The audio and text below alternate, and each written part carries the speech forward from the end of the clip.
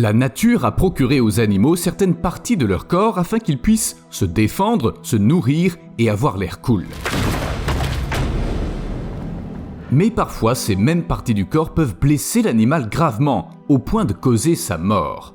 Comment c'est possible ? Pour le découvrir, regardez bien cet épisode du début à la fin. Le babiroussa est l'une des créatures les plus insolites de notre planète.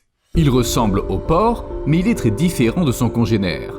Il est petit, avec un dos arqué, ses pattes sont assez longues et il n'a presque pas de poils. C'est un animal qui se nourrit surtout de végétaux et d'eau claire, mais la principale caractéristique du babiroussa est bien sûr ses défenses. Chez les mâles, les canines inférieures et supérieures grandissent tout au long de la vie et se recourbent vers le crâne. Il n'est pas rare qu'une défense se développe tellement qu'elle finit par traverser le crâne, littéralement. Imaginez qu'une de vos dents se recourbe vers le haut en direction de votre front. Ça doit pas être agréable, et c'est aussi dangereux. Les babiroussas n'aiment pas ça non plus. En fait, je pense que leur défense leur bloque la vue. Heureusement, outre leur forme étrange, leurs canines sont fragiles. Le plus souvent, elles se cassent avant d'atteindre le crâne.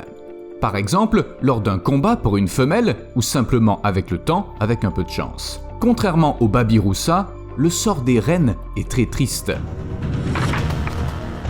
Leurs bois sont assez solides pour blesser d'autres animaux. C'est une vraie arme qui peut également causer la mort de son porteur. Les combats de rennes mâles sont fréquents.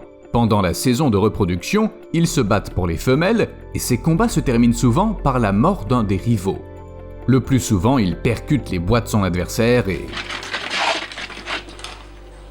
Mais au cours de leur lutte acharnée, il peut aussi arriver que des mâles malchanceux enchevêtrent leur bois si étroitement qu'ils ne peuvent pas s'en défaire par eux-mêmes. Ça se termine souvent très mal. Les rennes ne peuvent plus se lever, ni manger, ils sont privés de la possibilité de boire et ils meurent petit à petit. La nature peut être impitoyable. Et si ça a lieu près de l'eau, les rennes peuvent non seulement emmêler leur bois, mais aussi passer ensemble à travers la glace et mourir gelés, toujours ensemble. Mais parfois, les animaux ont de la chance et des humains remarquent leur détresse à temps. Il suffit de couper quelques bois ou de tirer dessus. Waouh! Mon gars, j'espère que tu savais ce que tu faisais. Et si tu avais mal visé? Bon, au moins ça s'est bien terminé. Mais si les rennes peuvent se retrouver coincées ensemble par accident, les choses sont bien pires pour les argalis. Ces béliers sauvages sont considérés comme la plus grande espèce de mouton. Ils peuvent peser plus de 100 kg et ont un aspect assez menaçant. Surtout quand on regarde leurs grandes et puissantes cornes en forme de tire-bouchon que les argalis utilisent pour se protéger des prédateurs et pour se battre pour les femelles. Cependant, malgré leur apparence majestueuse, le destin de ces béliers sauvages est parfois tragique.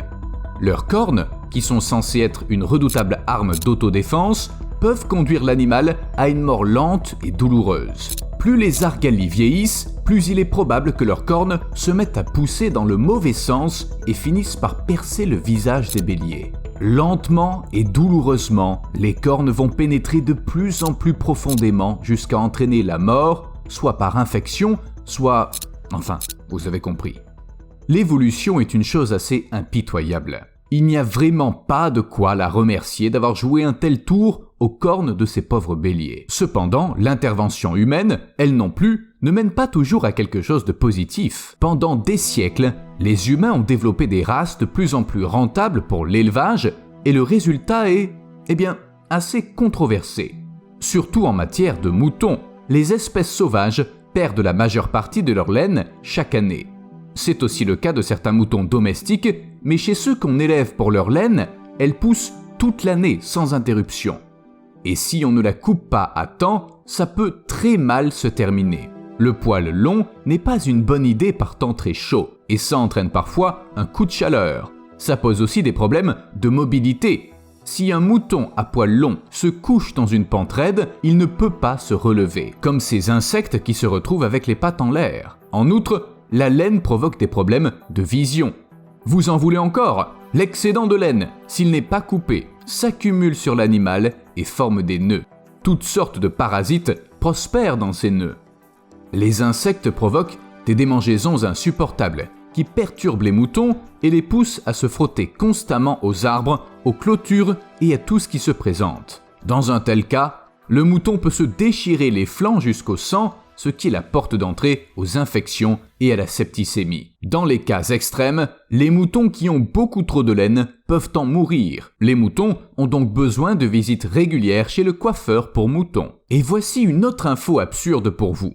Les ânes ont besoin de manucure. Je plaisante pas. Comme les chevaux, la plupart des ânes ont besoin que leurs sabots soient coupés à intervalles réguliers. En général, toutes les 6 à 10 semaines.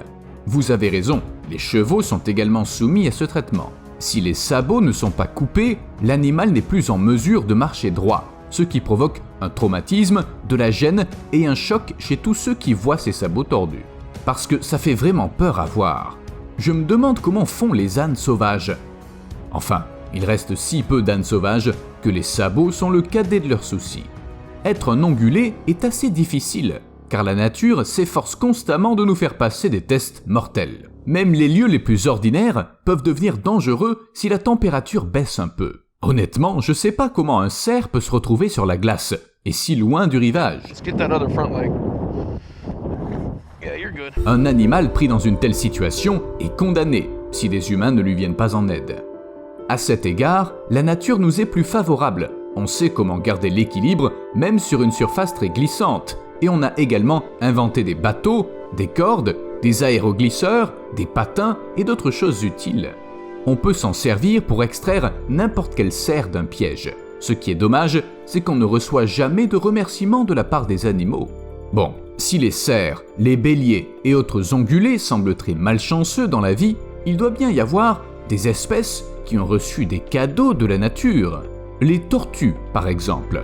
Elles vivent longtemps, elles se précipitent jamais, elles sont bien protégées des prédateurs, par une carapace solide, et elles doivent se sentir bien.